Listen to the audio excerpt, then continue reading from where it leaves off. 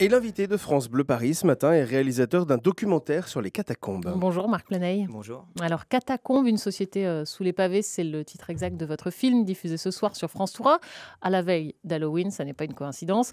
Qu'est-ce qui vous a donné envie d'aller voir dans les sous-sols de Paris? Alors tout simplement, l'idée de base m'est venue tout simplement de l'exploration en fait. Je suis un passionné d'exploration, donc ce qu'on appelle plus communément l'exploration urbaine, qui consiste à explorer des endroits atypiques, des lieux souvent abandonnés et désertés par l'homme.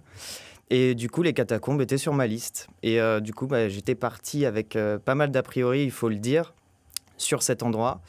Et au final, les a priori sont tombés les uns après les autres une fois que j'ai commencé à les explorer. Et je suis tombé amoureux de l'endroit et j'ai donc décidé d'en faire un nouveau documentaire. On apprend dans votre documentaire que le musée des catacombes, celui qui est place d'Enfer Rochereau, c'est seulement 1% de ces carrières souterraines. On trouve quoi dans le reste? Alors dans le reste des carrières, on ne trouve pas forcément des ossuaires comme on pourrait s'y attendre. On trouve d'énormes galeries, donc 300 km, des salles qui ont été aménagées par les cataphiles, mais aussi certaines qui ont pu l'être par les carriers à l'époque.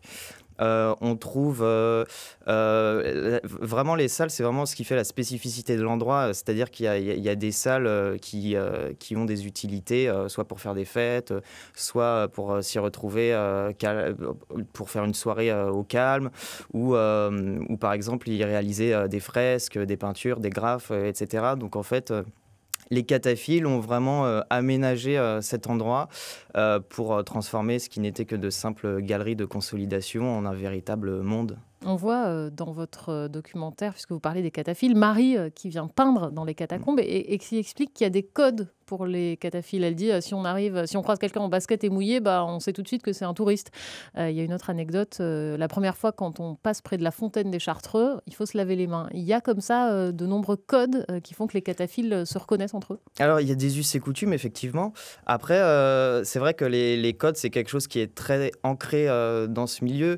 C'est vrai que les touristes, donc ceux qui descendent une fois par hasard ou voilà, qui ne sont pas équipés, très vite on les repère.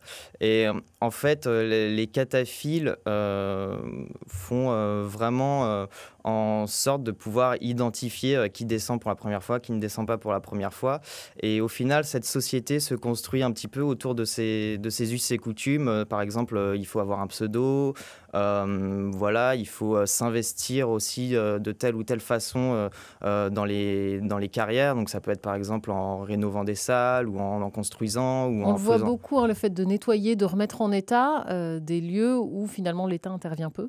Alors c'est ça. Alors c'est assez paradoxal d'ailleurs, mais ça on peut peut-être expliquer l'absence des autorités par le fait que les carrières représentent 300 km de galeries et du coup pour les autorités ce serait vraiment très compliqué de justement s'en occuper. Et donc les cataphiles en quelque sorte ils deviennent un petit peu les gardiens du patrimoine. C'est-à-dire que voilà, les cataphiles qui arpentent le réseau jour et nuit peuvent aussi indiquer à l'inspection générale des carrières, quand c'est le cas, qu'à tel endroit, il y a peut-être un risque d'effondrement ou des fissures ou des choses comme ça. Et puis les cataphiles aussi, ils rénovent, ils entretiennent ce patrimoine. Qu'est-ce qui vous a le plus surpris en sillonnant ces galeries, en rencontrant ces fans de catacombes? Ce qui m'a le plus surpris, c'est vraiment la diversité des profils qu'on peut rencontrer. C'est-à-dire qu'on peut croiser vraiment un ouvrier, un PDG, des gens du milieu artistique, des gens qui viennent là sans trop savoir pourquoi et qui au final tombent amoureux du lieu et puis ils y descendent toutes les semaines pour se libérer un peu du carcan de la société en surface. C'est vraiment un endroit qui est propice à l'évasion. Voilà. Donc c'est vraiment ce qui est propre aux cataphiles, c'est que c'est vraiment ils recherchent cette évasion et en gros quand on descend on oublie les problèmes de la surface. C'est pas complètement anodin quand même, il faut quand même le rappeler, c'est interdit. Qu'est-ce qu'on risque, hormis le fait de se perdre, en descendant dans les catacombes, puisqu'on y croise parfois des policiers? Alors effectivement, il y a la brigade spéciale qui descend dans les catacombes. Donc c'est une brigade de plus d'une centaine de policiers qui en gros sont chargés de faire régner la sécurité dans les catacombes.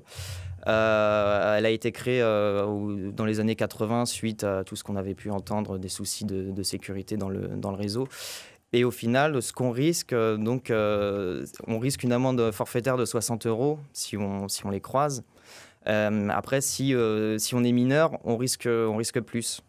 L'amende va être majorée et puis on a aussi une convocation au tribunal de police. Donc voilà, malgré tout, c'est un endroit qui reste réglementé et la seule emprise qu'on pourrait dire que les autorités publiques ont, elle se fait par justement la police. Merci beaucoup, Marc Planeil, réalisateur donc, de Catacombes, une société sous les pavés à voir ce soir sur France 3, 23h40. Et puis vous ne marcherez plus jamais dans les rues de Paris sans penser à ce qu'il y a sous vos pieds.